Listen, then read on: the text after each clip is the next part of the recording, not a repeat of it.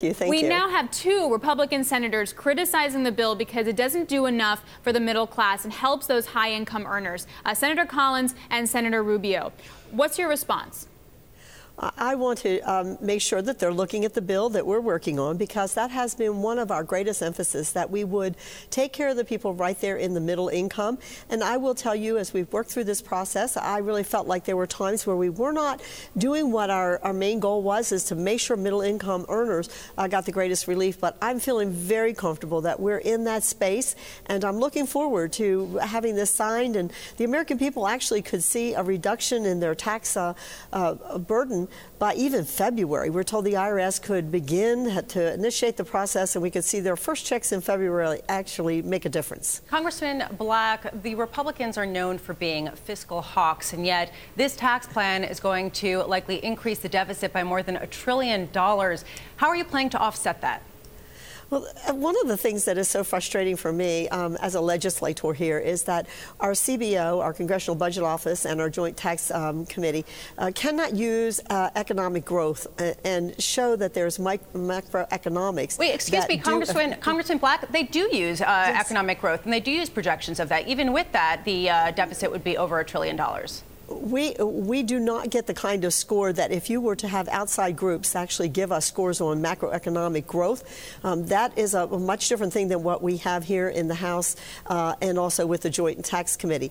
And so when we look at what potentially, and looking back at history, it's not just what we know and what we get from outside sources, but look back in history. Look at what happened during JFK's time when they cut the taxes. Look at what happened during Reagan. Look what even happened during Clinton's time. And so we know that does occur. And I will tell you that I am a fiscal hawk, as you have already indicated, but I also realize that it's not just what we do to stimulate the economy and the jolt in the economy. We have to be careful that we don't continue to spend that money when we bring it in. And that's been one of the greatest problems, is when we see the revenues go up, it just means the spending goes up on the other side, and there's where we have to have the restraint.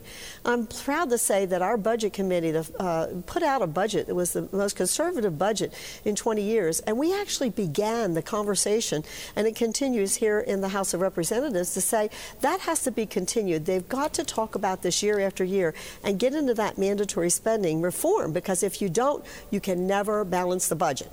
Congresswoman, I know you can't see this chart, but I'm going to put it up here. #BTV 5687. It shows what happened after the Reagan tax cuts and after George W. Bush's tax cuts. Revenue as a percent of GDP fell.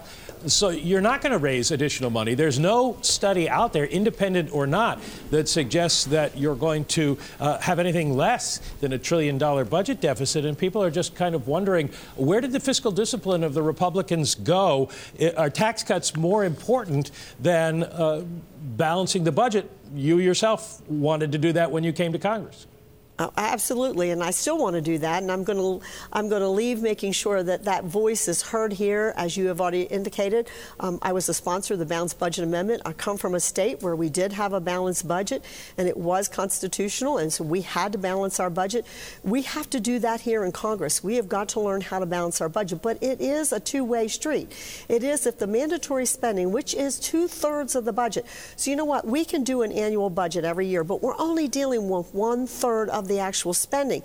The greatest amount of that spending is over on the mandatory side, and we've got to address that. Until we're willing to do that, we're never going to balance the budget. It doesn't matter how much more money you bring in if you continue to spend more and you don't look at that side of the equation. Does that mean 2018 we're going to see legislation from House Republicans that would cut benefits or raise taxes on Social Security and Medicare?